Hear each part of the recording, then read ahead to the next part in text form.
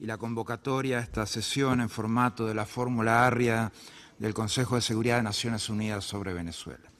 Es un honor también saludar entre los presentes a Diego Arria, creador de este mecanismo que justamente en el día de hoy está siendo utilizado para abordar la trágica situación de su país. Esta reunión es necesaria. En Venezuela hoy se ha instalado una dictadura.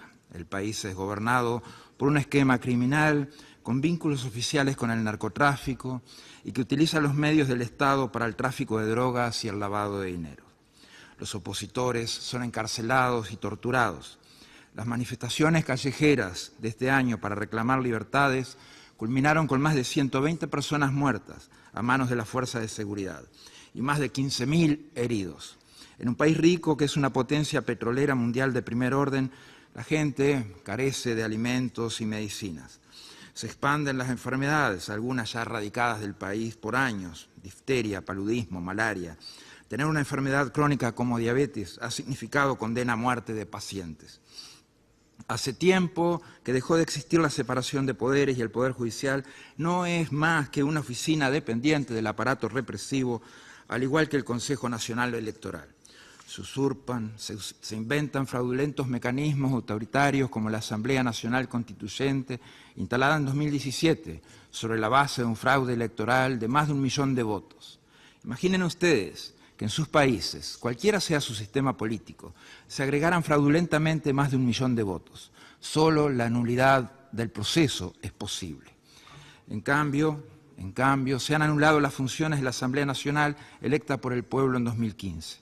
Todo esto es el resultado de acciones deliberadas del gobierno de Venezuela y que no pueden ser ignoradas.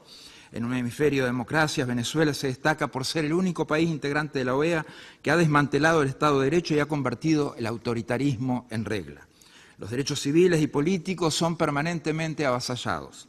Al mismo tiempo, el que debería ser uno de los países más ricos y prósperos de la región se enfrenta a un colapso total y a una profunda crisis humanitaria. El goce de los derechos económicos, sociales y culturales es negado a las grandes mayorías, mientras una minoría en el poder se sigue enriqueciendo de forma corrupta. Miles de millones de dólares llenan las cuentas bancarias de las corruptas autoridades del régimen y de sus corruptos funcionarios. El pueblo sufre la muerte por desnutrición infantil, la muerte de recién nacidos en los hospitales, la condena a muerte de la falta de tratamiento de enfermedades crónicas, la muerte violenta en las calles. Venezuela es un país integrante de la Organización de Estados Americanos y signatario bajo la presidencia de Hugo Chávez de la Carta Democrática Interamericana. En las Américas, como reza el artículo 1 de la Carta Democrática, la democracia no es una opción, es una obligación jurídica. Cito, los pueblos de América tienen derecho a la democracia y sus gobiernos la obligación de promoverla y defenderla. Las violaciones a los principios y compromisos emanados de la Carta Democrática Interamericana obligaron a invocar su artículo 20, al ser evidente la grave alteración del orden constitucional en el país, como lo recoge la resolución del Consejo Permanente del pasado 3 de abril. Como dice la Carta de la OEA, dentro de las Naciones Unidas, la Organización de los Estados Americanos constituye un organismo regional. Venezuela es, evidentemente, también un Estado parte de la ONU. Este vínculo hace que las obligaciones que surjan del sistema interamericano en cuanto a democracia y derechos humanos son susceptibles por esta condición de ser invocadas también dentro del sistema de Naciones Unidas. Y las violaciones a esos compromisos regionales también pueden ser denunciados en este foro. La ONU cuenta con 3 pilares que constituyen los principios para los cuales la organización existe: el mantenimiento de la paz y la seguridad internacional, el desarrollo y los derechos humanos. Venezuela es, en primer lugar, una amenaza a la estabilidad y la seguridad de las Américas. La causa de la más grave crisis migratoria al presente. Tiene instalado el narcotráfico en la cúpula del gobierno. Los sobrinos de la pareja presidencial están siendo juzgados en Nueva York por tráfico de drogas. El vicepresidente ha sido catalogado como cabecilla del narcotráfico y se le han congelado bienes por cientos, si no miles de millones de dólares. El ministro del Interior tiene una acusación internacional por narcotráfico.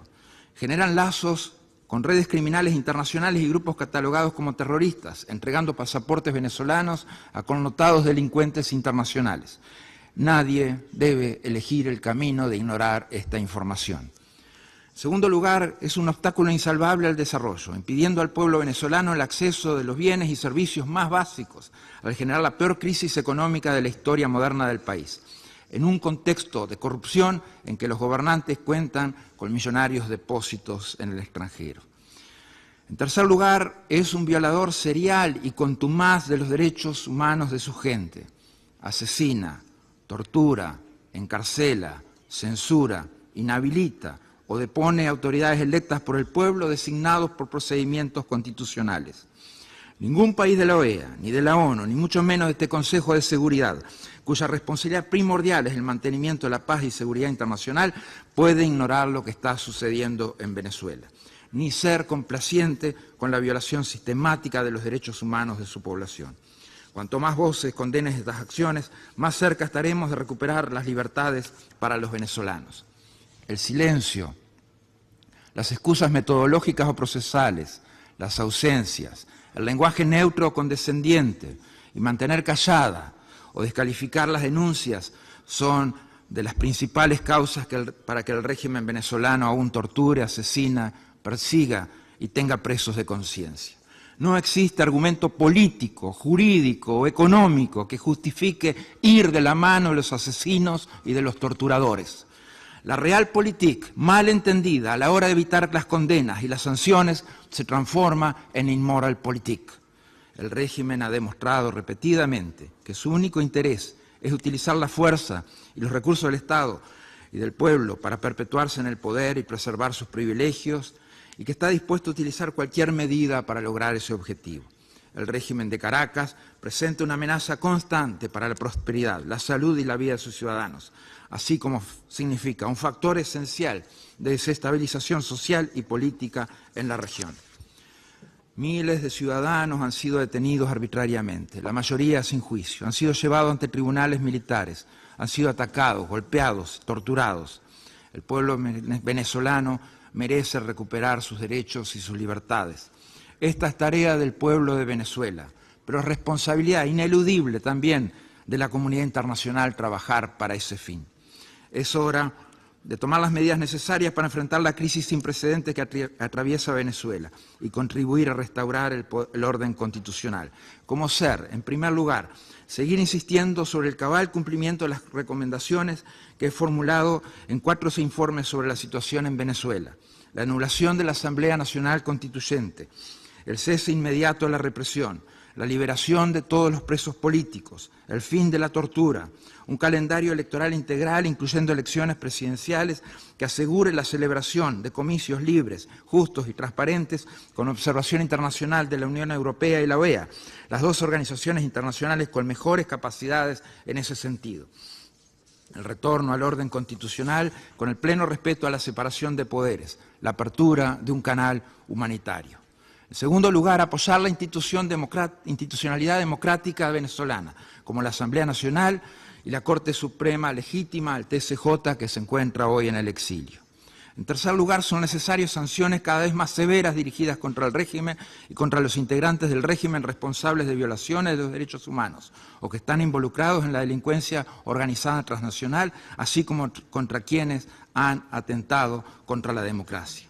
Hacemos nuestras las palabras del presidente Macri pidiendo embargo petrolero. Como hemos visto, la muerte, la pobreza y el sufrimiento son responsabilidad directa de este gobierno, de su ineficiencia, de sus actividades criminales y de su corrupción. Finalmente, continuar con las investigaciones para determinar si se han cometido y si se siguen cometiendo crímenes de lesa humanidad por parte de los dirigentes del gobierno venezolano. Los trabajos en curso analizan pruebas que demuestran el uso de asesinatos, encarcelaciones, torturas, violaciones y otras formas de violencia sexual como parte del ataque en contra de la población civil opositora en Venezuela. Los expertos juristas a cargo de esta tarea deberán determinar si la situación en el país merece ser elevada a la atención de la Corte Penal Internacional. La tragedia venezolana nos ha puesto a prueba. Estoy convencido de que nuestra respuesta como comunidad internacional en apoyo al pueblo venezolano dejará un precedente para el futuro de nuestros pueblos y el respeto, promoción y protección de los derechos humanos. Hay solo 2 opciones: que intereses políticos, ideológicos, económicos o personales nos hagan mirar para el costado, o que cumplamos con nuestro deber y nuestros valores actuando en favor de la restitución de las libertades fundamentales en Venezuela. Gracias, señor presidente. Gracias.